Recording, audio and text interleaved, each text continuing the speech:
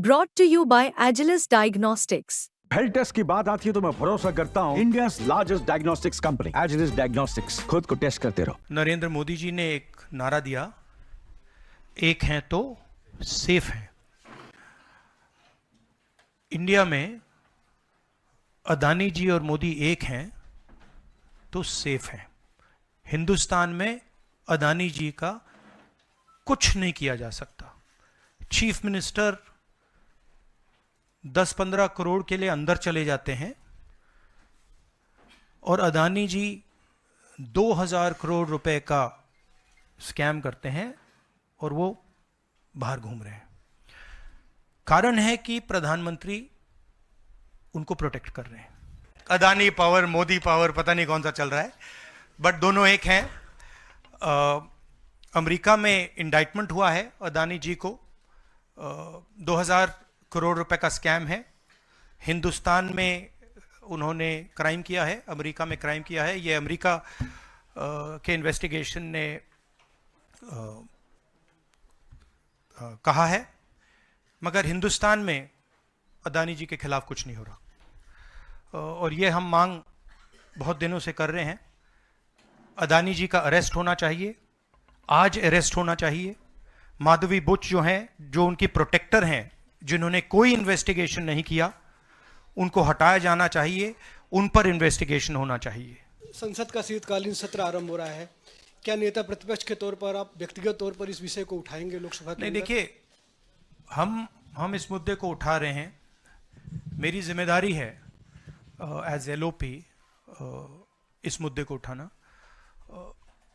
प्रधानमंत्री जी 100% इस व्यक्ति की प्रोटेक्शन कर रहे हैं और इस व्यक्ति ने हिंदुस्तान के एसेट्स लिए हैं, भ्रष्टाचार करके एसेट्स लिए हैं। ये व्यक्ति बीजेपी को पूरा समर्थन करते हैं, पूरा सपोर्ट देते हैं। ये एस्टैब्लिश चीज़ें हैं। हम दोहराते जाएंगे।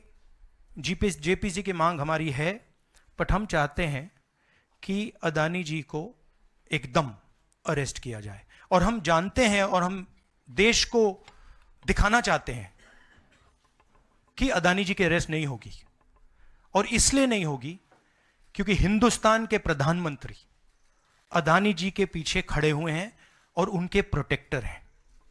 आप लोग, हिंदुस्तान के युवा, आप लोगों को रोजगार नहीं मिलता, महंगाई बढ़ती जाती है, छोटा सा कोई क्राइम करता है, जेल चला जाता है, मगर अदानी कुछ भी कर ले, हिंदुस्तान के प्रधानमंत्री और एक नेटवर्क, जिस नेटवर्क को हम एक्सपोज करके देश को दिखाएंगे। ये एक व्यक्ति नहीं है, ये अलग अलग पोजीशंस में लोग बैठे हुए हैं और एक एक करके हम आपको दिखाएंगे ये कौन लोग हैं।